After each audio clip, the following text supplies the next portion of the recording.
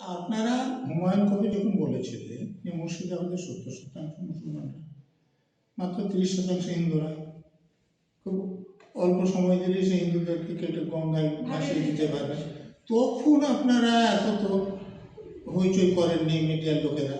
তো এখন উনি একটা মসজিদ তৈরি করছে, তা নিয়ে আপনারা হইচই করছেন।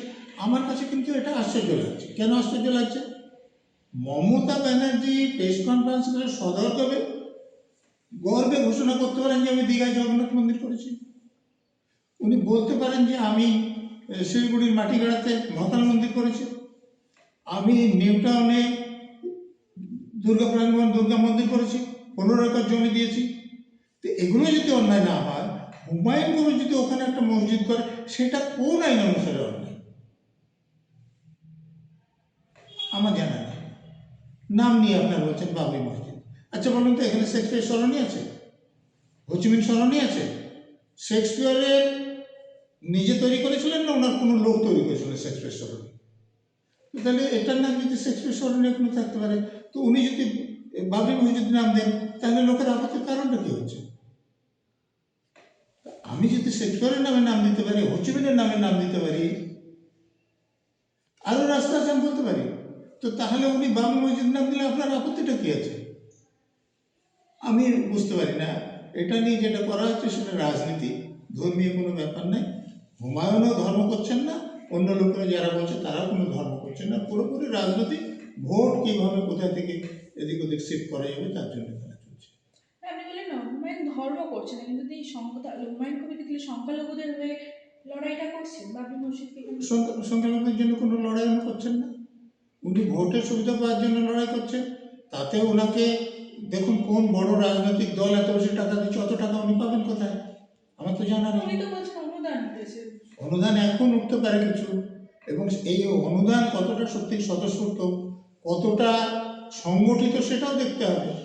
আমি এখানে দাঁড়িয়ে থাকলাম, 10 জন এসে আমাকে টাকা দিচ্ছে, সেই টাকাটা আমিই তাদেরকে দিয়ে পাঠিয়েছি না সত্যি তারা নিজেদের টাকা নিয়ে এসে আমাকে দিচ্ছে, সেগুলো তদন্ত হতে হবে। এখানেও আপনি তদন্তের। হ্যাঁ, আমি এই কথাগুলো ব্যাপারগুলো আমার সহজ মনে হয় না। আচ্ছা, হুমায়ুন কবির তিনি বাবরি মসজিদ প্রতিষ্ঠা করতে চেয়েছেন, কিন্তু কোনো উনি একটা মসজিদ প্রতিষ্ঠা করছে, তো মন্দির প্রতিষ্ঠা করছে, মসজিদ প্রতিষ্ঠা অনেকেই করছে, উনি করছেন, সেটা নিয়ে এত হইচই না করলে তো কিছু হতো না।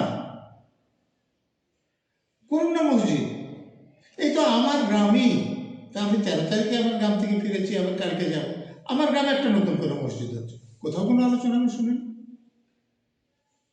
আমরা আমার দেখেছি। গ্রামে ইতিমধ্যে 4টে মসজিদ আছে, আর একটা হচ্ছে, কোনো আলোচনা নাই।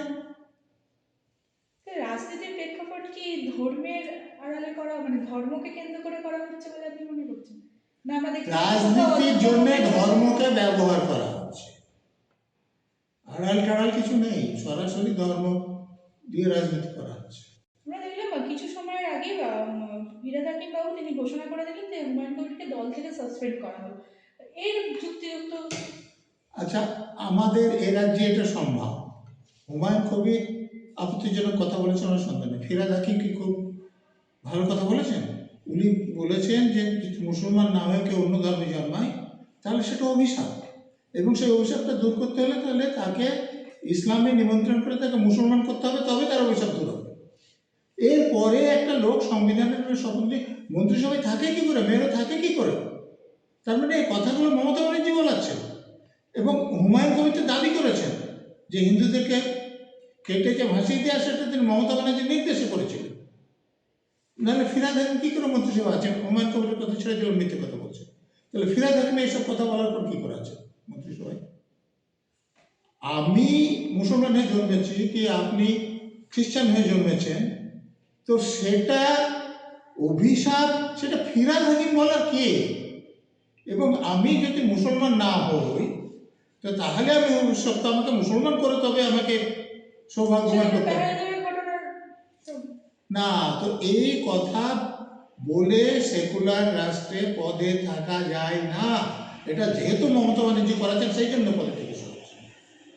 মমতা ব্যানার্জি তিনি তো নিজে একজন ব্রাহ্মণ পরিবারের মেয়ে, তিনি।